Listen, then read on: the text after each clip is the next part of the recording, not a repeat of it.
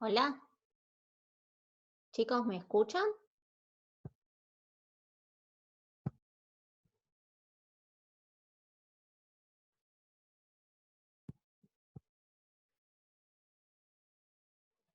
Genial.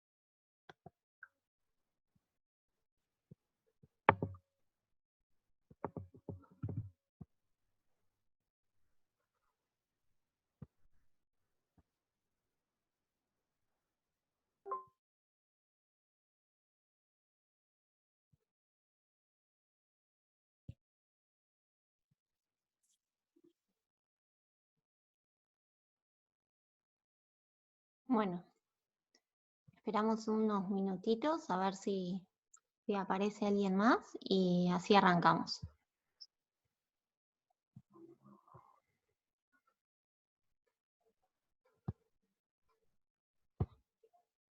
Voy a ir tratando de ver el chat por si surgiera alguna pregunta. Si ven que no contesto, síganme escribiendo así les respondo, ¿sí?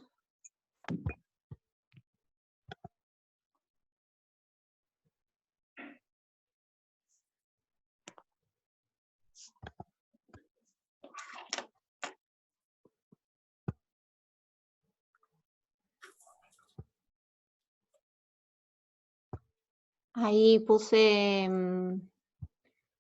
como administrador a los chicos en jefatura, así si vieran que yo no estoy contestando para que ellos me avisen, ¿sí? Ahí ¿nos escuchás? Sí, ¿que eso sale? Emi, casi. ¿Quién? Pero Es tendría... Emi. ¿Emi? Sí, Ah, esperanos un ratito, acomodando la pantalla. genial, avísame, buenísimo. Están todos silenciados menos ustedes, así que buenísimo. Si ustedes vieran alguna pregunta, me avisan. Avísenme cuando quieren que arranque. Sí, yo te aviso.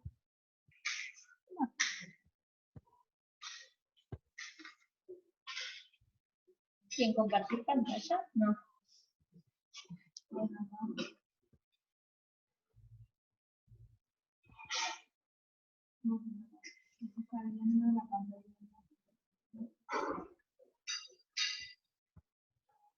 Todos ven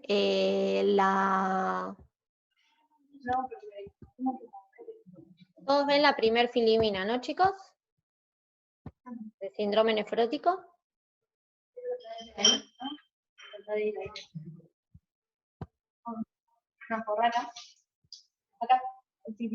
No, porque eso lo maneja. No, igual lo maneja ahí, ya está.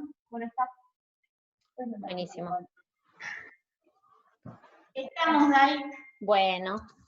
¿Usted nos puede silenciar? No, ustedes quédense ahí quietitos y estén por las dudas con audio por si yo no escucho algo, ¿sí? Dale, miramos el chat, cualquier cosa. Bueno, gracias. Bueno. A ver. Esperen. El sistema no me dejó dar esta clase desde jefatura, así que continúo con mis clases por Zoom. Espero que salgan un poquitito mejor cada vez, ¿sí? Así que bueno, nada, las dudas que vayan surgiendo me van diciendo, ¿sí? Bueno, continuando con el módulo de nefro, hoy vamos a hablar de síndrome nefrótico. Como ya sabemos, es una enfermedad que afecta básicamente a los podocitos, y por esto lo que se genera al lesionarse el podocito es el pasaje de proteínas de forma masiva, ¿sí? Ahora vamos a ver bien los valores para hablar de proteinuria masiva. Esperen que voy a silenciar a jefatura. Bueno, nada, no importa, no molesta. Bueno, entonces, esta proteinuria es masiva, entonces va a generar una hipoalbuminemia, porque se pierde básicamente, es selectiva para albúmina. Esto genera edemas y puede o no estar asociado a hiperlipidemia. Esperen que... Chicas, si quieren, silénciense porque se genera como un eco que por ahí molesta un poquitito para los chicos, no sé. Bueno, la incidencia que nosotros tenemos en nuestro país es casi 2 casos cada 100.000 menores de 14 años, de 1,7 a 1,9 niños menores de 14 años, ¿sí? Cada 100.000 menores de 14 años. Es una incidencia que más o menos respeta los valores de incidencia a nivel mundial, ¿sí? Dentro de los tipos de síndrome nefrótico primario, la glomerulosclerosis focal y segmentaria es una de las causas que provoca enfermedad renal crónica terminal asociado al SHU, junto con el SHU, ¿sí? Por suerte, no es la más frecuente, ¿sí? La más frecuente es cambios mínimos, y por suerte, esa que es más frecuente, el 90% son córticos sensibles. Esto es importante porque la sensibilidad o la respuesta a los corticoides me va a determinar el pronóstico. Bueno, esta foto en realidad no es tan esquemática de la estructura del glomérulo, pero lo que nosotros tenemos que recordar es que el glomérulo está... que son los ovillos capilares más su cápsula, hay 4 tipos de células. Tenemos las células endoteliales, las células epiteliales y las células mesangiales.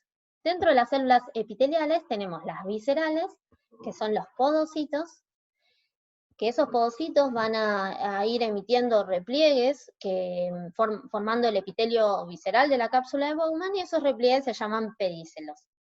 Todo esto va a determinar una red, una capa, una malla, como una malla que no sé, se describe como una cremallera, como cierres, como un cierre. que lo que va a hacer es, se va a ir adaptando de acuerdo al tamaño de las moléculas, permitiendo el pase o no de las sustancias, ¿sí? Esa red está formada por proteínas como la podosina, la nefrina, la caderina, que dentro de las etiologías del síndrome nefrótico pueden estar mutadas. Por ejemplo, la podosina se muta en la glomerulosclerosis focal y segmentaria. A ver, esperen que creo que vi una pregunta. Hay chicos que dicen que no pueden entrar porque no se les acepta. Gracias, Sofi. Había puesto que se acepte a todos. A ver, esperen un segundito.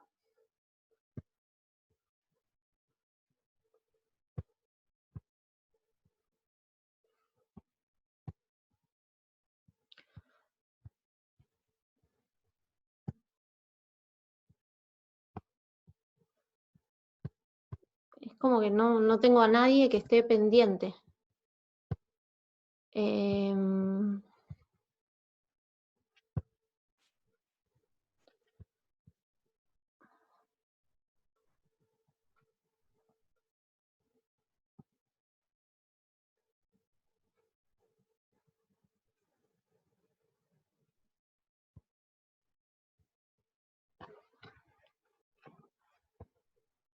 Perdonen, chicos.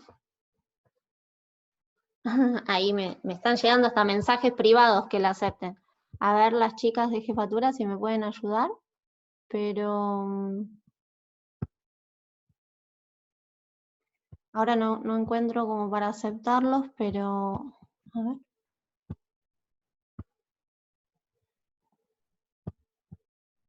Ah,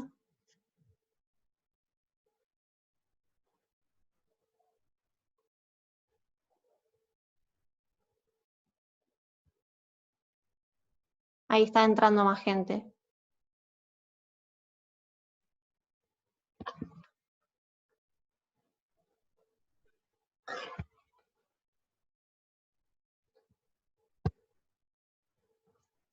Perdonen, chicos.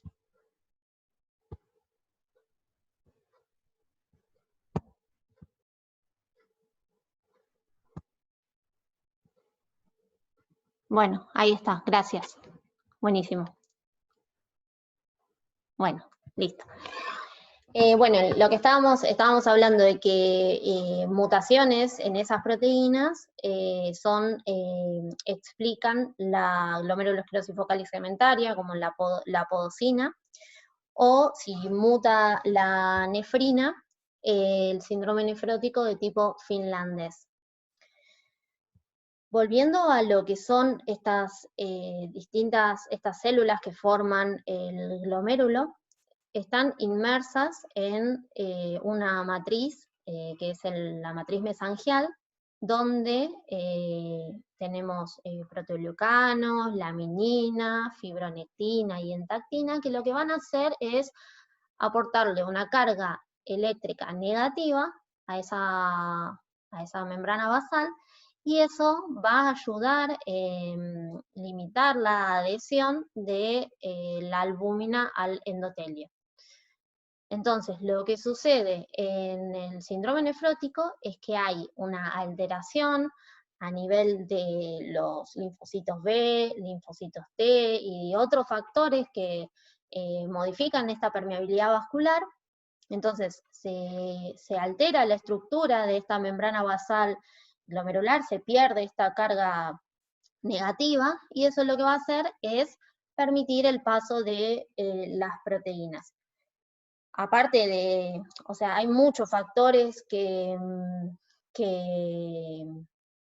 provocan esta alteración de la estructuración, pero lo que se vincula más a la alteración en linfocitos B y en los linfocitos T, pero se liberan factores quimiotácticos que liberan citoquinas y factores de crecimiento para el glomérulo.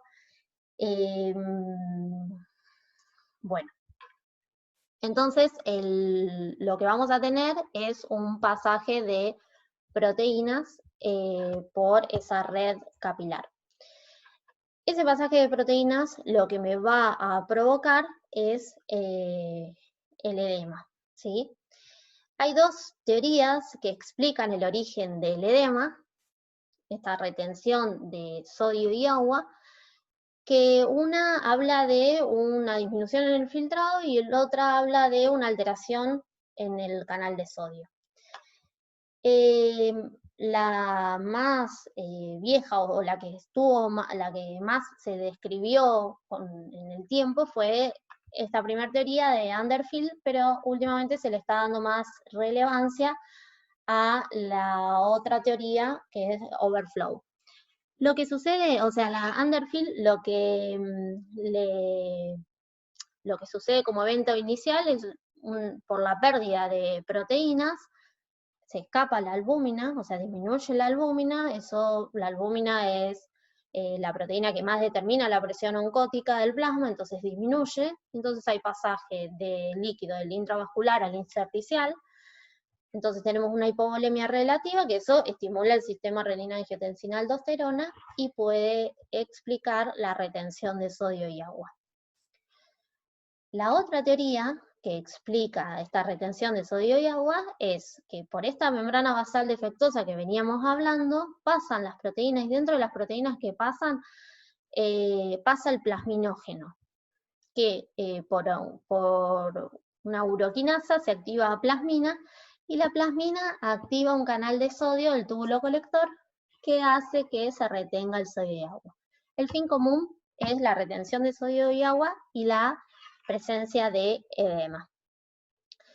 Entonces, el síntoma que vamos a tener es el edema. El paciente muchas veces, o sea, puede ser que que sea un hallazgo del laboratorio, pero lo vamos a sospechar por la presencia de un nene edematizado, ¿sí? Este edema, la mayoría de las veces es estético, se inicia en los ojitos y con el correr del día se traslada a las zonas más declives, es blando, es blanco, es frío. Lo importante de esto es que así como uno lo puede ver, también ese edema es interno, o sea, lo tenemos en el tubo digestivo, entonces la diarrea puede ser uno de los síntomas signos que expliquen este edema, porque el edema lo tenemos a nivel de la mucosa intestinal. Y este es un factor muy importante a tener en cuenta porque muchas veces no vamos a tener una buena respuesta a los corticoides porque no vamos a poder absorber los fármacos, sean corticoides o cualquier fármaco, y va a generar una alteración también en la absorción de nutrientes, en la absorción de todo, va a generar un síndrome malabsortivo, ¿sí? También vamos a tener un nene inapetente. Puede generarse ascitis, ¿sí? Pero no es lo más frecuente, pero sí, por supuesto, que podemos tener un nene en anasarca. Y nefro le da mucha jerarquía, y es algo que nosotros tenemos que revisar siempre, al edema de escroto y vulva. Ya cuando tenemos edema en escroto y vulva, nos habla de que la cuantía de ese edema es muy importante, ¿sí? Entonces, este nene edematizado, pero generalmente vamos a tener un paciente normovolémico. En el 50% son normovolémicos. En un 35% vamos a tener un déficit, ¿sí? Vamos a tener hipovolemia, y en un 15% va a haber hipervolemia. Por eso es infrecuente que un paciente nefrótico esté hipertenso, pero sí puede serlo, ¿sí? En un 15% de los casos, ¿sí? Entonces, frente a un niño con edema, nosotros el algoritmo que tenemos que seguir en nuestro razonamiento es confirmar que se trate de un síndrome nefrótico. Si es un síndrome nefrótico, pensar si es primario, si es secundario o si es congénito. Saber a qué estudios complementarios vamos a recurrir como para confirmar esta presunción, y ver si al paciente lo vamos a internar o no lo vamos a internar. Entonces,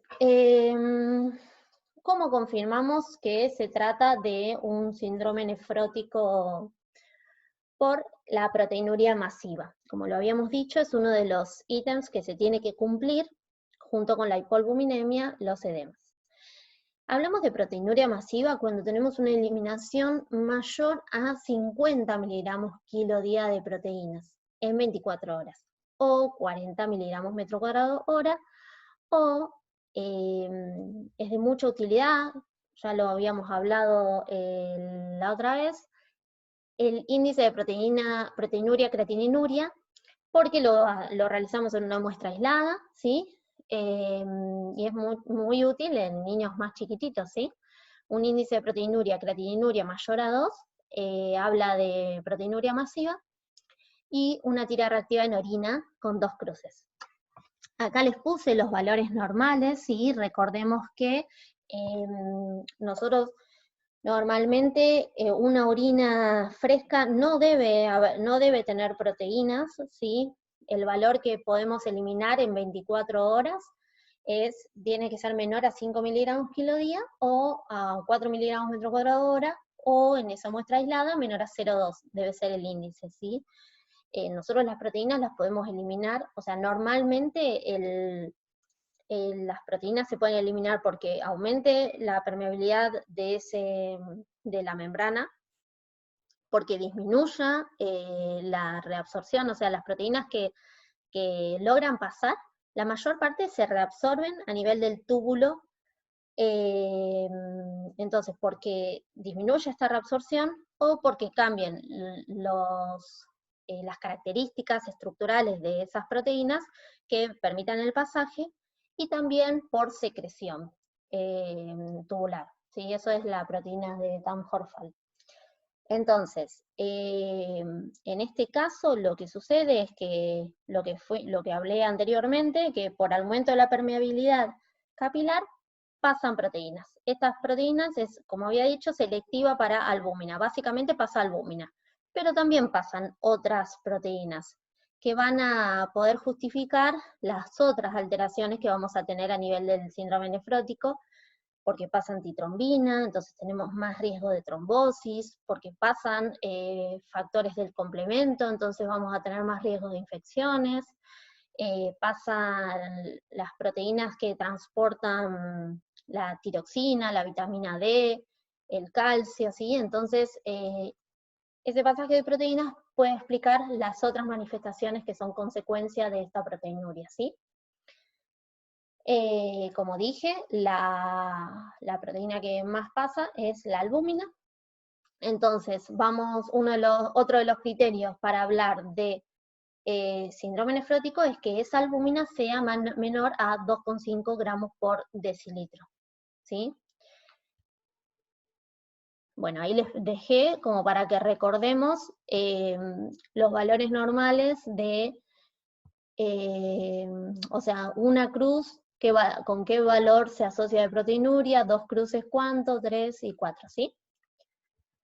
Bien, entonces, el primer paso era confirmar que sea, ¿sí? El segundo paso ¿es primario, secundario o es congénito?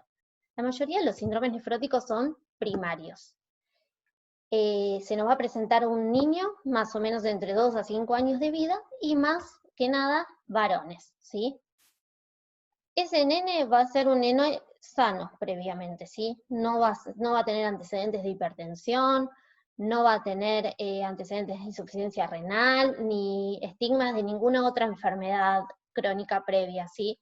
No tenemos antecedentes de ingesta de fármacos ni de picaduras de insectos. Si sucede algo de esto que está recuadrado, o si las edades de presentación escapan a la edad más frecuente, que es entre 2 a 5 años, o en vez de ser un varón, es una nena, uno debería pensar si es un síndrome nefrótico secundario. Ahora voy a hablar un poquitito más de eso, ¿sí? Entonces, el primario, la etiología más frecuente es cambios mínimos, le sigue la glomerulosclerosis focal y segmentaria, y le sigue la glomerulonefritis proliferativa mesangial difusa, ¿sí? Después, las otras alteraciones, que son alteraciones a nivel histológica, están descritas, pero no son tan frecuentes, ¿sí? Ahí tenemos una lista también de etiologías que pueden provocar un síndrome nefrótico secundario, ¿sí? Vasculitis, enfermedades reumatológicas, infecciones virales, la diabetes, síndrome urémico hemolítico, fármacos. El linfoma Hodgkin, las recaídas muchas veces son debutan con un síndrome nefrótico, ¿sí? Entonces es muy importante frente a la presencia de un niño con antecedentes de linfoma Hodgkin y que está edematizado, puede ser una recaída, ¿sí?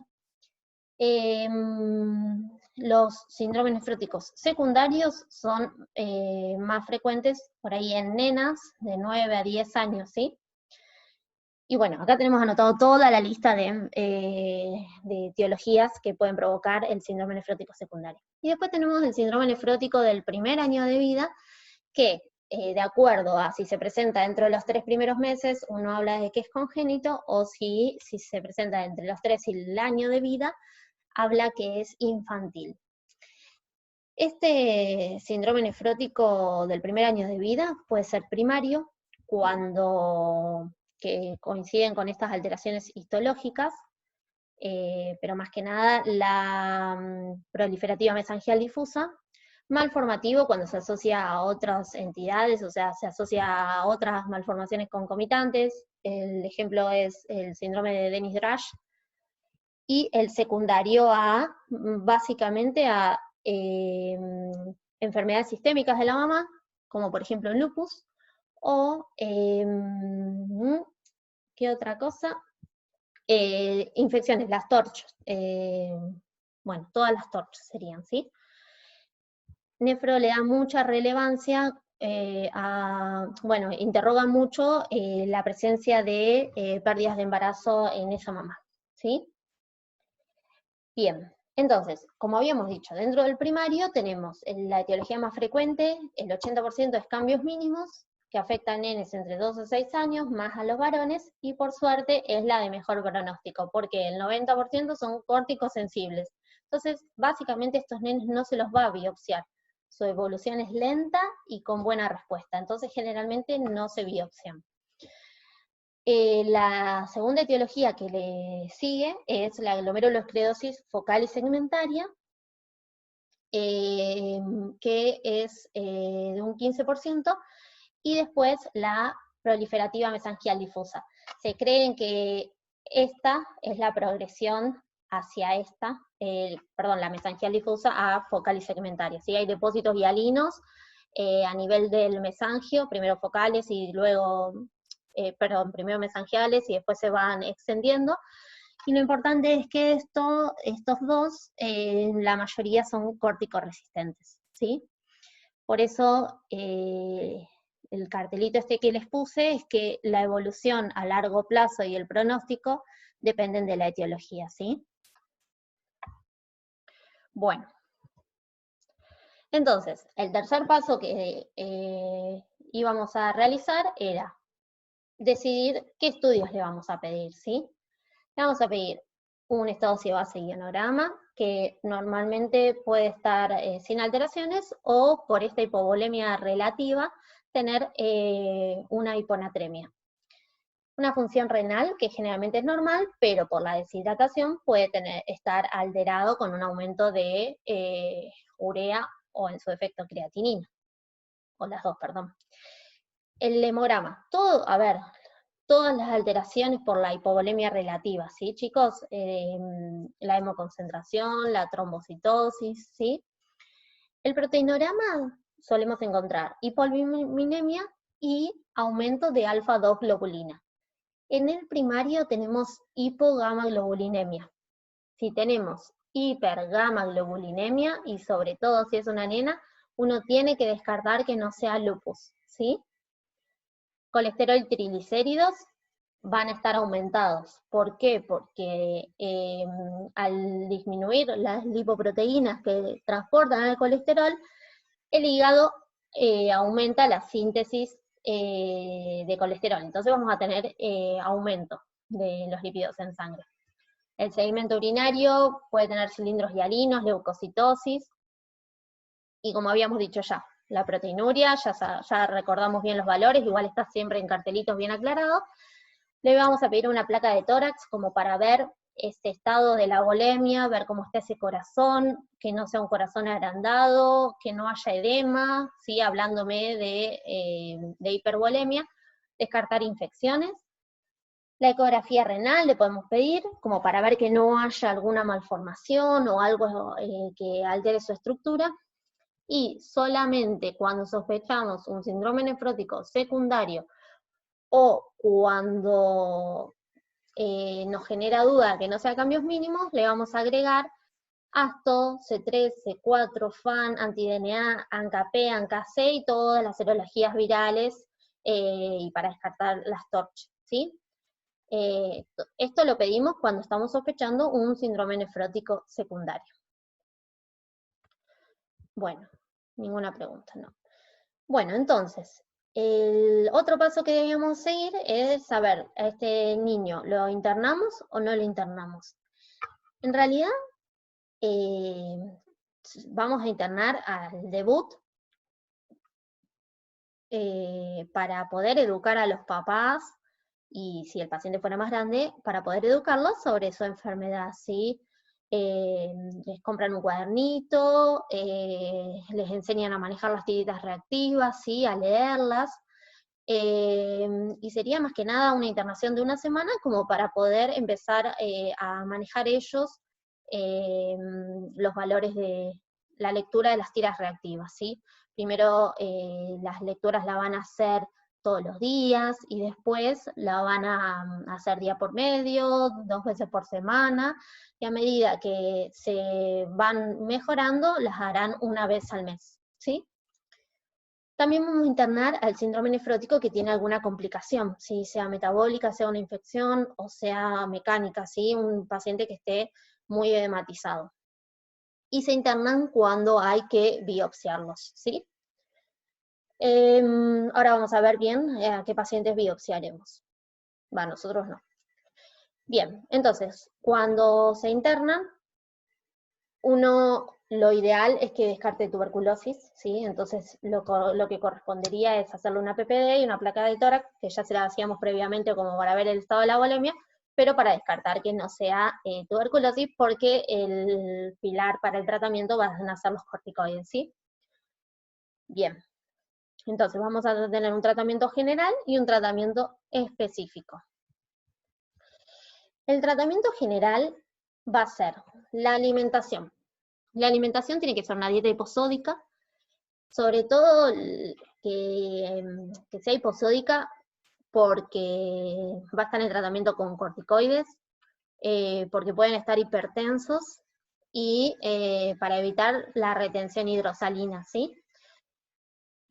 Esta dieta tiene que ser normoproteica y baja en grasas por el hecho de la hiperlipidemia asociada, ¿sí?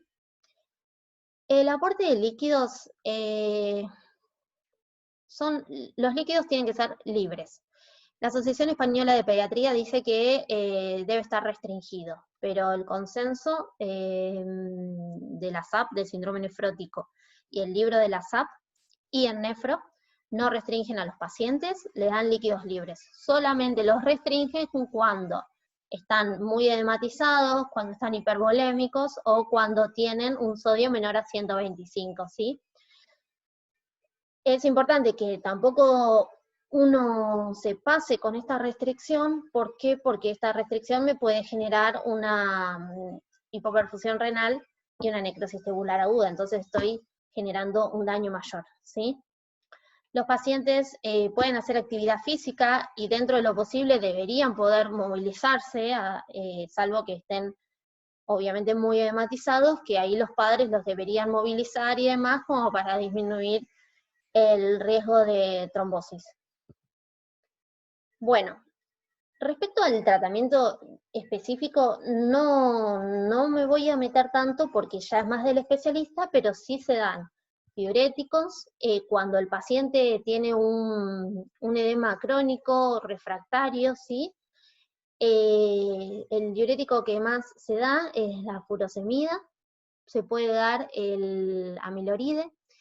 Los diuréticos los arrancan a intervalos cortos porque al haber hipoalbuminemia disminuye la llegada de la droga al túbulo.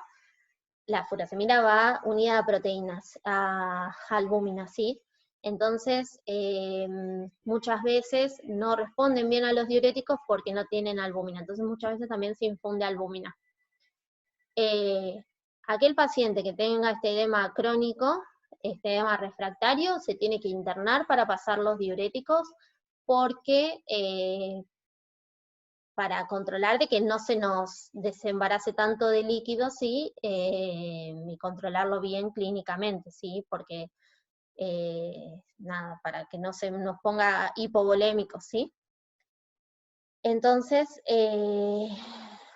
se le va a pasar el edema crónico, diuréticos, bloqueantes del sistema renina-angiotensina en los corticoresistentes, y el enalapril y el losartán lo que hacen es disminuir la proteinuria, ¿sí? Y la fibrosis glomerular.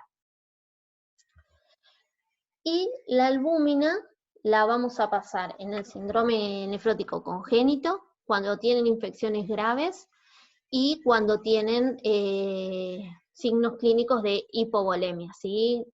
Están mal perfundidos, tienen anasarca, tienen edemas incapacitantes, ¿sí? La albúmina siempre se pasa con una dosis de furosemina furo a 1 miligramo kilodosis al inicio, a la mitad y al fin de la infusión. Se pasa en 1 o 2 horas, generalmente en 2 horas, y lo que recomiendan es que no se den más de 3 días porque ya el efecto no va a ser beneficioso y vamos a incrementar la proteinuria, ¿sí? Cuando uno está infundiendo la albúmina, así como cuando hacemos la expansión, o sea, hay que controlar que ese intravascular no se nos sobrecargue mucho. Entonces, si el paciente se pone taquicárdico, hipertenso, ¿sí? Deberíamos suspender la infusión de albúmina, ¿sí? Bien, y el pilar de tratamiento van a ser los corticoides. ¿Qué corticoide? La prednisona o su equivalente. Nosotros en nuestro hospital manejamos más la MEPRE, es más barata aparte, y ahí les puse la equivalencia. 1 miligramo de prednisona son 0,8 miligramos de MEPRE. Van a iniciar un ciclo de 4 a 6 semanas de prednisona a 2 miligramos kilo día o 60 miligramos metro cuadrado día, seguido de otras 4 a 6 semanas, pero en días alternos de una dosis inferior a 1,5 miligramos kilo día o 40 miligramos metro cuadrado día, ¿sí? Entonces, uno cuando inicia la terapia con corticoides va a buscar la remisión. ¿Cuándo hablamos de remisión? Cuando tenemos proteinuria en valores fisiológicos por 3 días seguidos. Como habíamos dicho, la proteinuria en valores fisiológicos es menor a 5 miligramos kilo día, o menor a 4 miligramos metro cuadrado hora, o una tira reactiva negativa, o un índice de proteinuria creatinuria menor a 0,2. Generalmente esto puede suceder dentro de la primera semana. Entonces ahí cuando igualmente el tratamiento en todos los pacientes tiene que respetar las 8 a 12 semanas, ¿sí? Entonces, vamos a partir de la respuesta a este tratamiento inicial, se van a ir armando distintos caminitos, ¿sí? El paciente que sea córtico sensible es el que logró tener esta proteinuria fisiológica por 3 días consecutivos. El 80% de los pacientes son córticos sensibles. Como había dicho, la mayoría remiten entre los 5 a 7 días del inicio del tratamiento, y El respondedor tardío es el que sí responde, es corticosensible, pero le costó un poquitito más, ¿sí? Responde cuando empezamos en la fase de descontinuación, ¿sí? Después surge el término de córtico resistente, que son el 10% de los pacientes. Es el que no respondió al tratamiento inicial de esas 8 a 12 semanas, ¿sí? Las primeras 4 a 6 de 60 miligramos metro cuadrado día, seguido de las otras 4 a 6 a la dosis inferior, o a una dosis de un primer ciclo de prednisona más 3 pulsos de metilprednisolona. A ver que alguien me está preguntando algo, me parece. La fase de discontinuación, sí, Mari, la fase de discontinuación es cuando uno empieza a descender los corticoides a los 40 miligramos metro cuadrado día, ¿sí?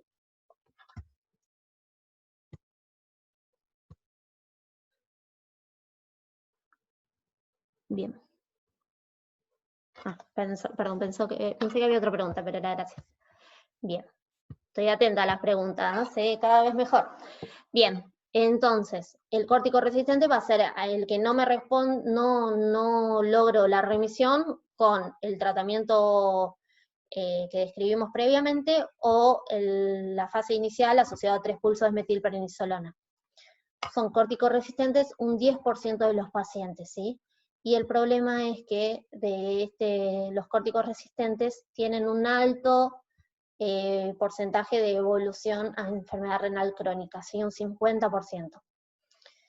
Es muy importante que uno, ante un paciente córtico resistente, evalúe, que tenga acceso, que esté pudiendo tomar el corticoide todos los días, descartar infecciones, y lo que había dicho previamente es que quizás está tan edematizado este paciente y tiene tanto edema de la pared intestinal, es que no está absorbiendo el corticoide. Entonces, muchas veces no está respondiendo por el edema de la pared que tiene.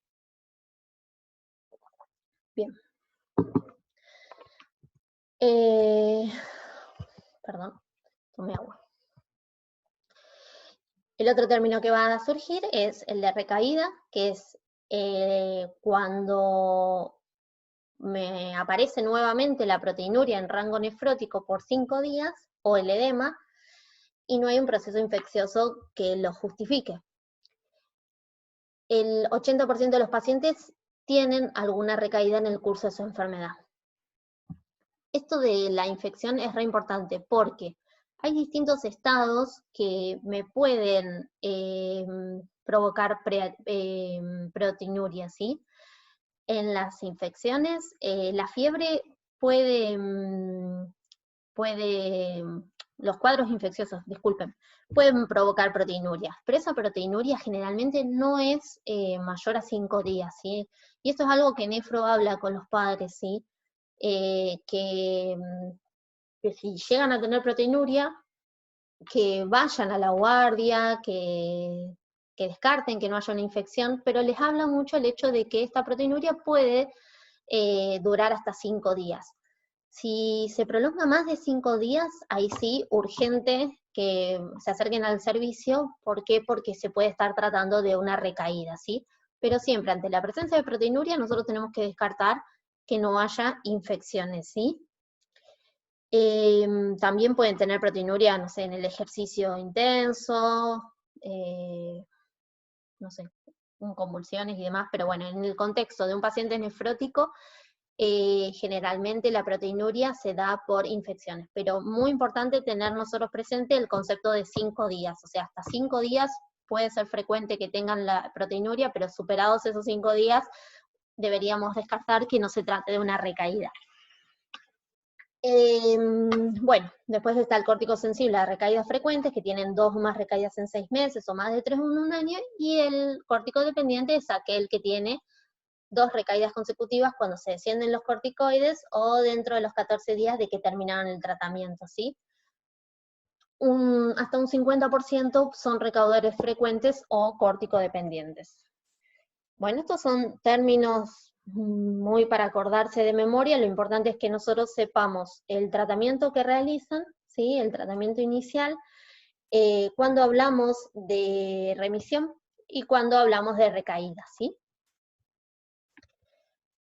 Acá les puse el algoritmo de tratamiento del síndrome nefrótico, que no nos vamos a meter en él, que este es territorio del especialista, pero saber que cuando no responden a los corticoides, empezamos a tener terapias alternativas, ¿sí? Ya habíamos hablado, para el edema, los diuréticos, el enalapril, en los casos de corticoresistencia, ciclofosfamida, ciclosporina, tacrolimus, micofenolato, rituximab, ¿sí? Son ya todas drogas que se pueden utilizar, ¿sí? En los pacientes que no responden, pero no nos vamos a meter muy en profundidad, porque ya es más del especialista, ¿sí? Lo que sí me importa es que tengamos presentes los efectos adversos que provocan los corticoides y que alteran la mineralización ósea, ¿sí? Entonces por eso tienen más riesgo de osteoporosis, ¿sí? Entonces a todo paciente que esté recibiendo corticoides se les va a administrar calcio y vitamina D, que van a alterar el crecimiento, ¿sí? Por el cierre precoz de la fisis, pero este crecimiento se va a ver más alterado en los casos de los pacientes que no sean respondedores o que el inicio del tratamiento esteroideo haya sido a edades más tempranas, ¿sí? Y lo que se sabe es que cuando se suspende el corticoide, la velocidad de crecimiento se recupera, pero lo que sí va a impactar es en la talla final del paciente, ¿sí? Bueno, provocan obesidad, provocan síndrome de Cushing, por aumentar la lipólisis, bueno, provocan necrosis ósea de la cabeza del fémur, entonces atentos a un paciente que se presente con el dolor exquisito con cojera, y tenga el antecedente de esta enfermedad, y también provocan hipertensión, por eso lo que hablamos de la dieta hiposódica siempre que estén en tratamiento con corticoides. Algo que me parece importante para que nosotros tengamos presentes como pediatras de un niño con síndrome nefrótico o de todo aquel paciente que esté en tratamiento con corticoides, es que estos pacientes tienen inhibido el eje, ¿sí? Cuando hablamos de que el eje esté inhibido, cuando superan, cuando se les da por más de 10 a 14 días una dosis que supera la fisiológica de cortisol. La dosis fisiológica es de 5 a 7 más o menos 3 miligramos metro cuadrado día. Entonces, un paciente que esté recibiendo corticoides por más de 14 días en una dosis superior, tiene que tener su planilla de estrés. Y ustedes, por más que teóricamente lo debería manejar el endocrinólogo, si son los médicos de un paciente con síndrome nefrótico, tienen que asegurarse que los padres tengan esa planilla, que tengan la medicación, que sepan cómo manejar esa planilla, ¿sí? Todo paciente que recibe, o sea, que tiene el eje inhibido, que recibe los corticoides en esta dosis por este periodo de tiempo, una vez que lo suspende en endocrinología, lo que hacen es dosarle el cortisol basal a los 20 minutos y le dosan a CTH como para ver si el eje sigue inhibido. Entonces, no nos vamos a meter tanto, pero a mí sí me importa que tengamos presentes, nosotros, bueno, en nuestro hospital les dan la planilla de estrés, pero bueno, que sepamos nosotros cómo, nada, que lo tengamos presente porque si uno no sabe ante qué situaciones este paciente debería recibir una dosis adicional o no, puede ser una situación muy grave, ¿sí? Entonces, acá yo les hice un ejemplo, ¿sí? Acá les puse las conversiones de 20 miligramos de hidro que equivalen a 5 miligramos de prednisona y a 4 miligramos de meprednisona, y les hice un ejemplo de un paciente que pesa 20 kilos, que tiene una superficie corporal de 0,8 y que arranca con el corticoide y que va a recibir, por lo tanto, una dosis de prednisona de 60 miligramos metro cuadrado día. estos son 48 miligramos de prednisona, y le hacemos la equivalencia, que habíamos dicho que 1 miligramo de prednisona era 0,8 de mepre, entonces hacemos la regla de 3 simples. Estoy hablando re rápido, perdón. Y nuestro paciente va a recibir por día 40 miligramos de meprednisona. Entonces, frente a una situación de estrés leve a moderado, que puede ser un cuadro febril, nuestro paciente necesita recibir 48 miligramos metro cuadrado día de hidrocortisona.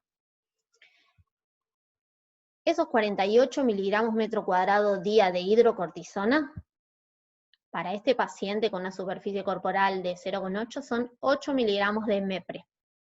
Nuestro paciente recibe 40 miligramos de mepre. Entonces, si nuestro paciente está en la fase inicial donde está recibiendo todos los días 40 miligramos de meprednisona y está cursando un cuadro febril, estaría cubierto, ¿sí? Porque está recibiendo una dosis 5 veces mayor, está recibiendo 40 miligramos por día, ¿sí?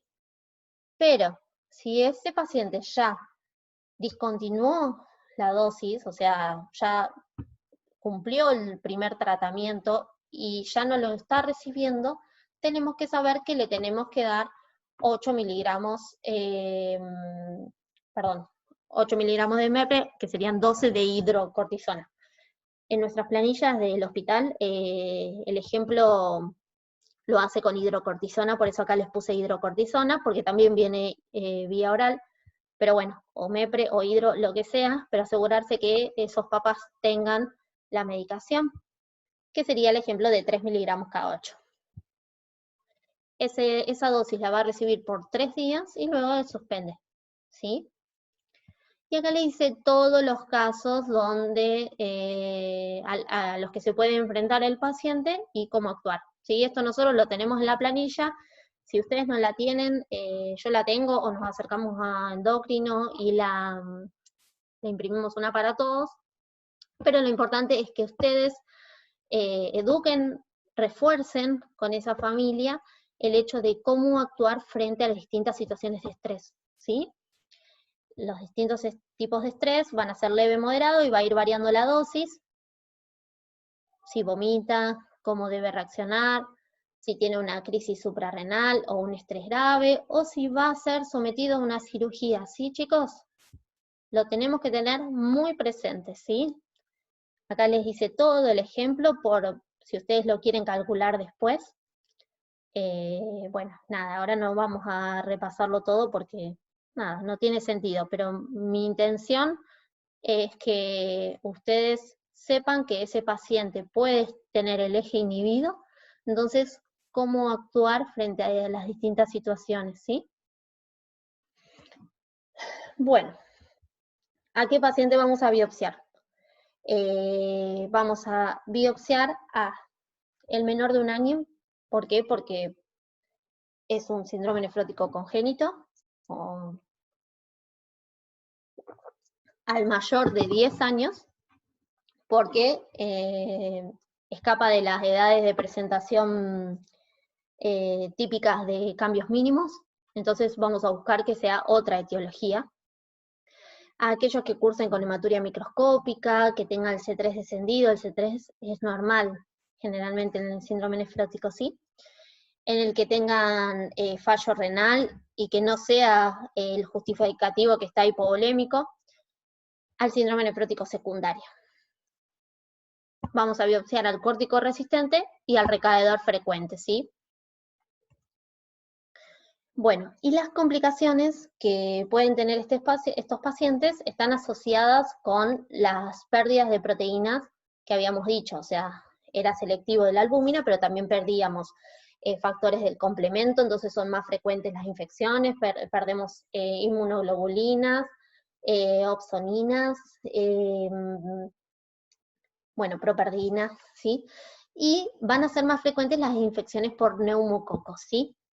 Entonces, tienen más riesgo de tener peritonitis primaria, que lo más frecuente es que sea por neumococo, pero también pueden ser por gram negativos, celulitis por estáfilo, celulitis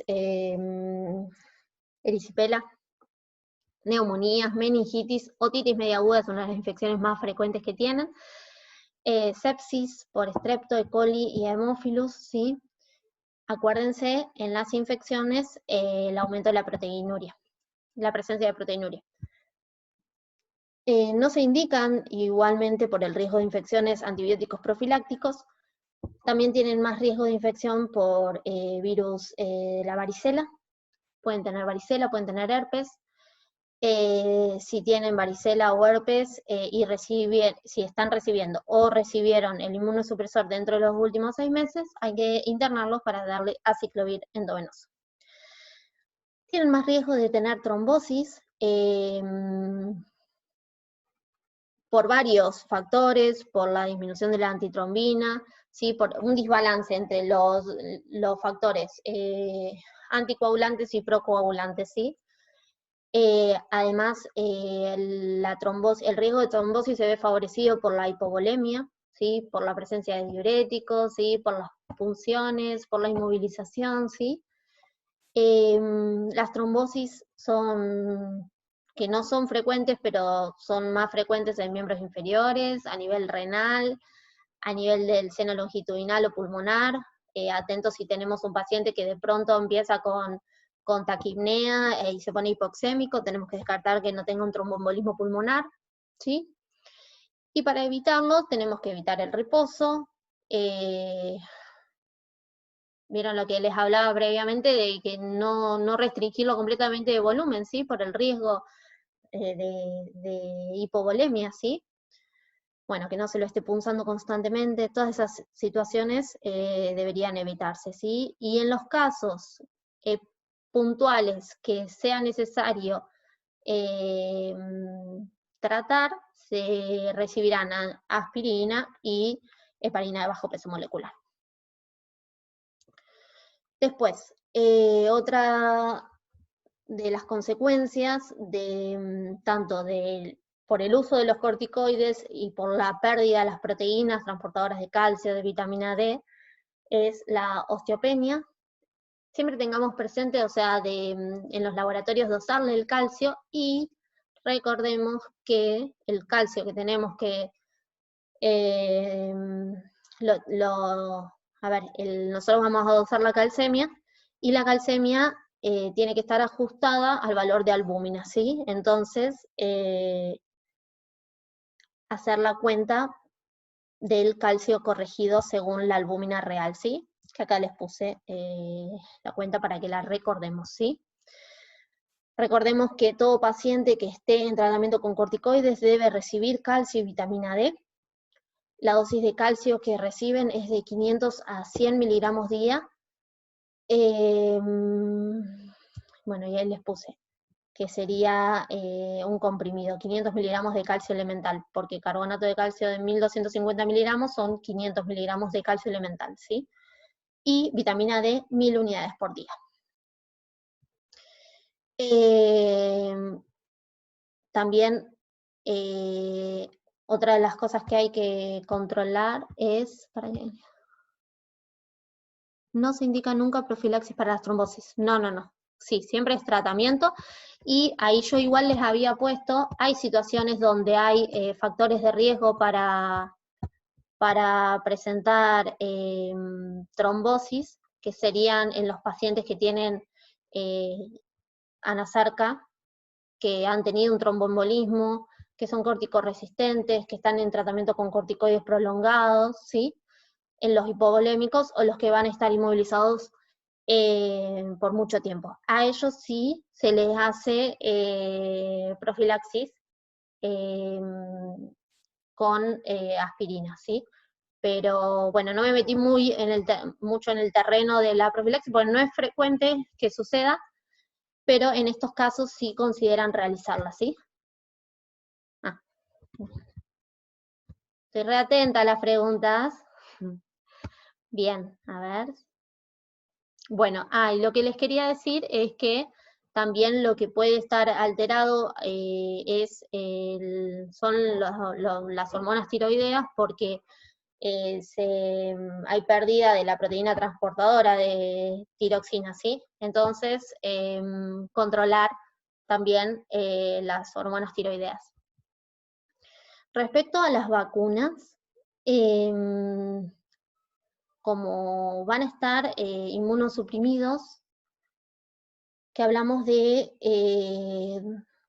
un tratamiento corticoide prolongado, aquel que tenga una dosis de 2 miligramos kilo día de prednisona o 20 miligramos día, o el equivalente, por 14 días, estos pacientes no deben recibir vacunas a virus vivos atenuados, ¿sí? Por lo menos un mes después de que se suspendió. Falsas contraindicaciones son aquellos pacientes que recibieron corticoides, pero un curso corto, menor a 2 semanas, o a dosis inferiores. Aquellos que recibieron un curso más prolongado, pero en días alternos, podrían.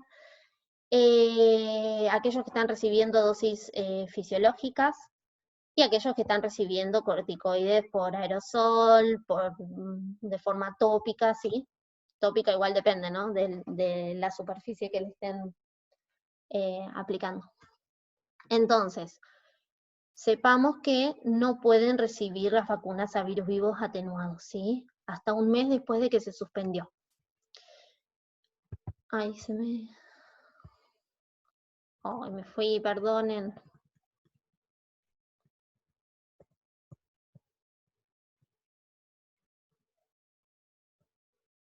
Bien. Idealmente tampoco, perdón. No, idealmente no, esto no debería ser vacunas a virus vivos menos que menos, ¿sí? Que serían la triple viral y la vacuna para varicela. No la deberían recibir los pacientes que estén con los cursos de corticoide que ya habíamos dicho, ni menos que menos tampoco los que estén con otros inmunosupresores, ¿sí? La pueden recibir aquellos que tienen una dosis inferior, y habría que asegurarse de que los convivientes estén vacunados, ¿sí? Sería de buena práctica dosarle anticuerpos para varicela, para ver si luego de la inmunosupresión uno lo puede vacunar, y vacunar a todo el grupo familiar, ¿sí?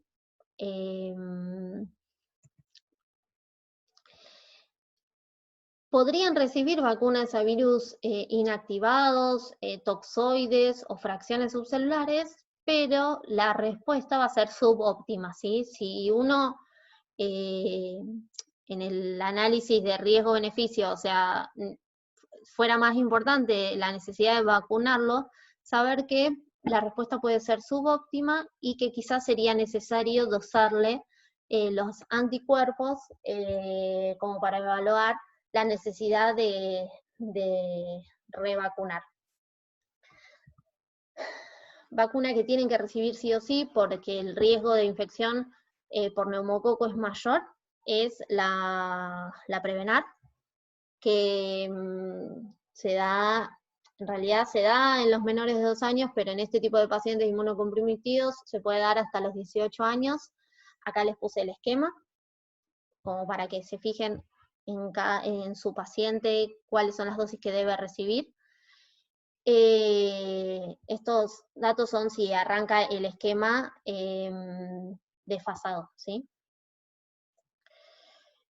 Deben recibir la 23 valente, la polisacárida, a partir de los 2 años, y habría que revacunar a nuestro paciente en los 3 a 5 años, generalmente se describe a los 5 años, acá les puse bien, de acuerdo a la edad, las dosis que debería tener. Y bueno, esto es lo que estábamos hablando, de que nuestro paciente debería tener la Prevenar y debería tener la polisacárida. Y que con la polisacárida lo tenemos que revacunar a los 5 años, ¿sí? Deben recibir anualmente la antigripal, ellos y su familia. Acá les puse las dosis.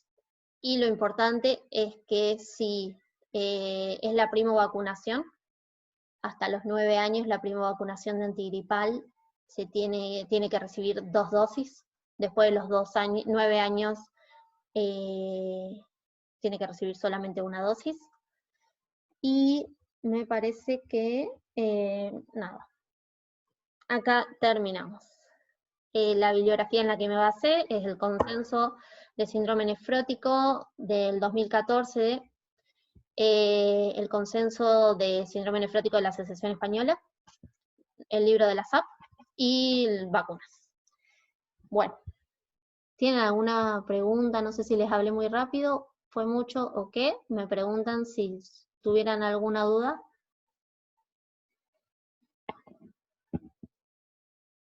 A ver, ¿para qué voy a activarnos el micrófono? Es re raro dar una clase así, no poder hablar, no poder verlos. A ver.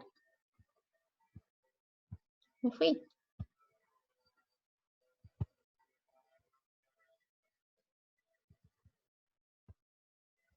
A ver, ahí. Ah, bueno. Bueno, me queda un segundito por si surgiera alguna pregunta. Si no, nos vemos en la próxima, que les voy a dar síndrome urémico hemolítico. Me queda un segundito, gracias a ustedes. Sí, la idea del enfoque, o sea, no me quise meter mucho más en el terreno del especialista.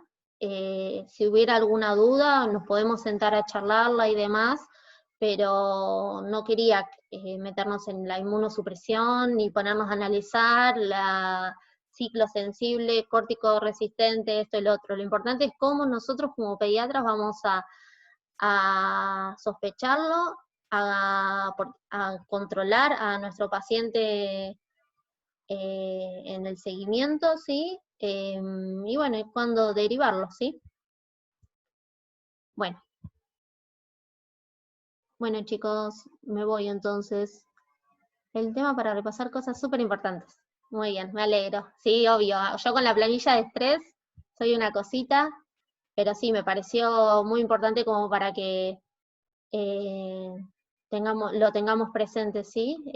Si alguien no la maneja bien o quiere que lo repasemos, me avisa y la repasamos. Me encanta y me parece súper importante que lo tengamos siempre presente, ¿sí? Hay un machete que dio Jairo de glucocorticoides en estrés en una clase. Bueno, muy bien, nos vemos.